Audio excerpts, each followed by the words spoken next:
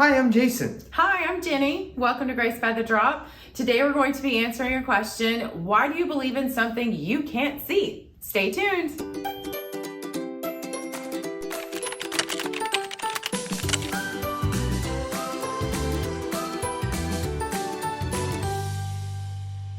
Okay, so why do we believe in something we can't see? Right. I mean, if I can't see it, okay. In today's world, you have material items I want right now. I can go to the store, I can touch it, feel it, see it, visually actually see it. So why do we believe in a God when there are multiple gods to the world? How do we come so easy to believe something we cannot see? It's a great question. I think most people ask that question at some point in their life. I like to change it a little bit. Instead of what we can't see, what we can observe.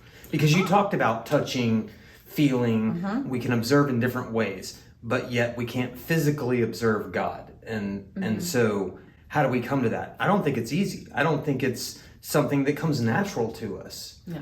Yet we still abide by logic. And logic we can't observe. A lot of our evidence for logic comes through observation. One of the greatest arguments for God outside of the Bible, just logic, is that everything that begins to exist has a cause. Cause and effect, okay. I see something shiny and it gets my attention. Yes. The universe began to exist. Therefore, the universe has a cause. Okay. So one of the strongest arguments for God, it's called the Kalam cosmological argument. So what put it in motion? William Lane Craig's the modern purveyor of the cosmological argument, but it goes all the way back to Thomas Aquinas and even further than that. We use things like logic.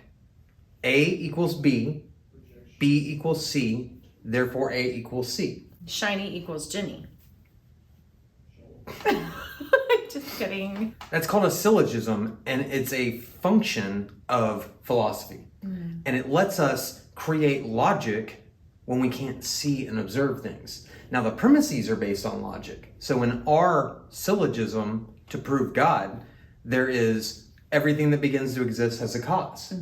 Everything we've ever observed in all of nature, in all of our experience, there's cause and effect. We never see a single thing come out of nothing, caused by nothing, and just begin to exist. So that first premise of our syllogism is all about observation. Okay. Yet the point itself is not observable, that everything that begins to exist has a cause. But everything that we have observed lines up with that premise, and so we say that that premise is true. The universe began to exist, which is yet another premise that we can't observe. I can't go back and observe the beginning of the universe. That's true. Yet all of our science, all of our actual observations point towards there's a beginning to the universe. All of science points that way. So to disagree with our syllogism, you would have to disagree with one of the premises. Because if the first premise is correct and the second premise is correct, therefore the conclusion is absolutely correct. So you have to disagree with one of those two premises. And in this argument, in this syllogism, you would have to say either you've observed something that began to exist that didn't have a cause, which the only thing people can kind of say that they observe is quarks. Quarks seem to come in and out of existence without us understanding it. But the truth is, that's not an observation of a natural phenomenon that we can consistently observe. We just don't understand what we're observing. So that's not a good argument when everything else we've ever observed in nature conforms to that first premise. Well, and when you were talking about observation, when we're doing research and you have your hypotheses and you're doing your research, then technically it's something you can observe and keep record on over and over again over a period of time, not just, oh, that was it, that's one. And that's probably why the quarks aren't useful at all. Not for their argument, because we can't observe and repeat. And that's what the scientific method is, observation and repetition. Repetition. The other premise that you would have to disagree with is that the universe didn't have a beginning, didn't start. And all of our science seems to point to that. Everything has a beginning at somewhere. Right. But something had to cause it. Right. So where's the cause? So the solution to the syllogism is, therefore, the universe has a cause. That cause is what we call God. Now, we're not talking about the Christian God yet. We go on to create more syllogisms to build out the Christian God. And proving there was a creator Right. to all of these things. Right. The universe is made up of time, space, and matter. The thing that created it has to be outside of time, space, and matter. And because the universe at one point did not exist and now does, there had to be a mind behind it to make the decision to change from not existence to existence. So it's not just creator, it's designer. Right. Okay. It's a mind. It is a mind that is timeless, spaceless, and immaterial. So, yes, we believe in a God, and we can't observe that God, but we can observe all the premises, all the evidence His that work. prove that God. The living creation. So we don't believe in a God on blind faith. We believe on good evidence. And that's how we believe in something we can't see. And everybody does. Everybody has this issue with faith of Christians just believe blindly because they can't see it. Not being able to see or observe, like we talked about, is not the same as not being able to prove something. Yeah, being a sheep, as they refer to us as biblically and everything like that, that doesn't mean we're just blindly going wherever we want to, just like ducks waddle off in all directions.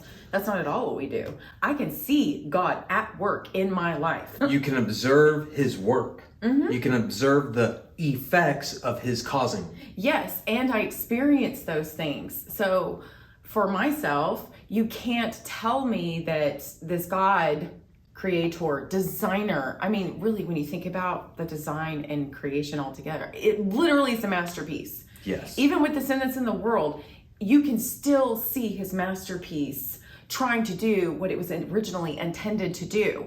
And I can see that in my life. Even though I'm a sinner, I can still see him trying to, through the sanctification process. We talked about that several videos back, but I can see him at work in my life personally through those things. So I know that I know in my heart of hearts that God is real.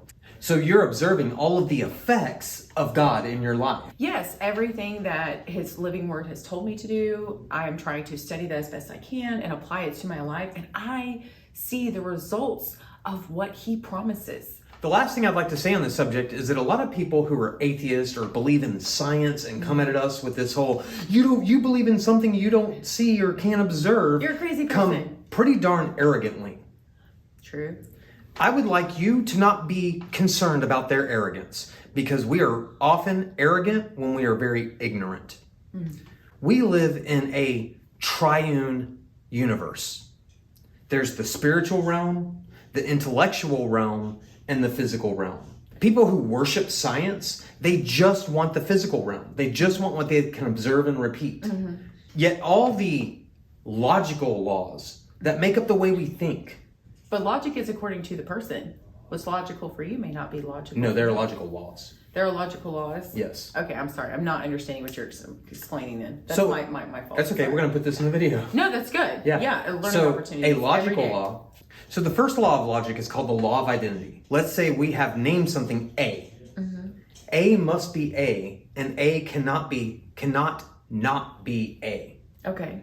If A is A, then A has to be A. We can't make it something else in the middle of our conversation, or that's illogical. I can't make a donut a ham sandwich. Right. The second one is the law of non-contradiction, which means if A equals B, then B must equal A. It can't. Okay. It can't be A equals B, but B does not equal A. Right. It can't contradict itself. These are logical laws that we can't observe and measure. So logical laws are not of the physical realm. They're of the intellectual realm. People who only rely on science and the scientific method and don't allow for logical laws are, by definition, anti-intellectuals. Thank you for that. That's fantastic. That's exactly what I was looking for. As we go through these questions and stuff, one of the things we try to do as well is to provide answers that you can listen to the video a couple of times and get it in your own mind. So if someone ever comes to you with a question or any type of information or research of their own, or they're just curious about this God guy, then you're able to give them a clear and simple, to the point answer However, also encouraging them and giving them an opportunity to explore these things on their own. These questions are really encouraging, and we want to thank you guys for your support. If you would like to vote on the questions in the week upcoming, ensure to check us out on our Patreon page in the description below. If someone you know would also benefit from this video, please share this with them. Thank you for joining us again. Please like, subscribe, and ring the bell for notifications. And we will see you in the next video. Yeah. Have a great week. Bye. I just don't think it's right for you to use words that even you can't spell, because I'm the speller in this family. Then we'll be stuck with 4-letter words, 3-letter words, 5-letter words. I didn't mean it that way. Wow. Dude, digging a hole. Digging a hole. Keep it up, Buttercup.